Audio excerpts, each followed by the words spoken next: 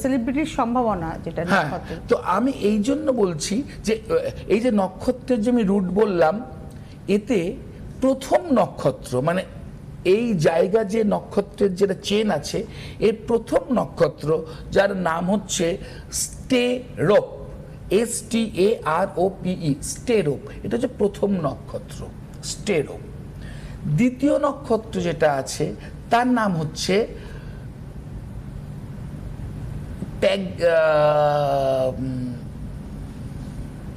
ট্যাগোটা। দ্বিতীয় নক্ষত্রের নাম হচ্ছে ট্যাগোটা, এ ওই রকমই নীল রঙের উজ্জ্বল। তৃতীয় নক্ষত্রের নাম হচ্ছে সেলোরা। চতুর্থ নক্ষত্র আছে, চতুর্থ নক্ষত্রের নাম হচ্ছে মিরোপ, MEROP, মিরোপ। পঞ্চম নক্ষত্রের নাম হচ্ছে অ্যাটলাস এবং ষষ্ঠ নক্ষত্র হচ্ছে ইলেকট্রা।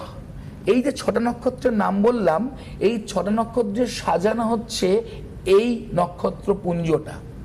ঠিক আছে, এটা যদি পুরাণে আসি, তাহলে পুরাণে আমাকে বলা হচ্ছে, মানে দেখছি পুরাণেতে এই 6টা নক্ষত্র হচ্ছে, প্রথম নক্ষত্র হচ্ছে শিবা, দ্বিতীয় নক্ষত্র হচ্ছে সম্ভূতি, তৃতীয় নক্ষত্র হচ্ছে সম্ভূতি, তৃতীয় নক্ষত্র হচ্ছে শৈবা। এরকম করে আরো 3টে নক্ষত্র আছে, হাতে সময় কম বলে ব্যাখ্যাতে যাচ্ছি না। আরো 3 নক্ষত্র আছে, এরকম ব্যাখ্যাও আছে।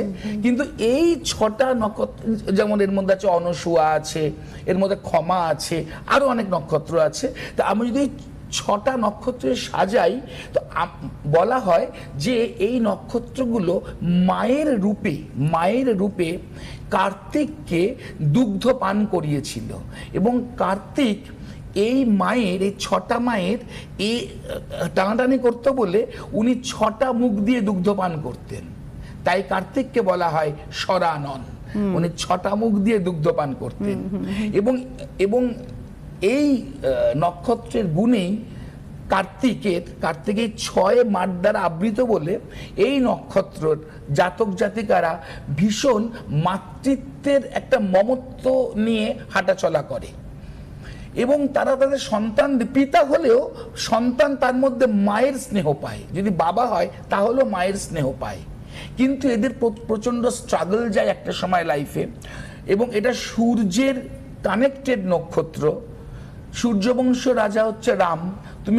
তুমি ফ্যামিলি লাইফ দেখো, সীতার সঙ্গে বিয়ে হলো, বনবাসে গেল, সীতা চুরি হলো, সীতা ফিরে এলো, সীতা মাটির তলায় গেল, মানে উনার লাইফটা ছারখার হয়ে গেল। তো এই নক্ষত্রের জাতকদের কিন্তু অন্তত বিবাহিত জীবনে খুব গন্ডগোল থাকে, বিচ্ছেদ যোগ থাকে, কিন্তু এরা এত স্ট্রাগল করে ওপরে ওঠে। যেমন শাহরুখ খান, ইন্দিরা গান্ধী, স্বামী বিবেকানন্দ, সব কিন্তু এই নক্ষত্রের জাতক। এই নক্ষত্রের নাম হচ্ছে কৃত্তিকা।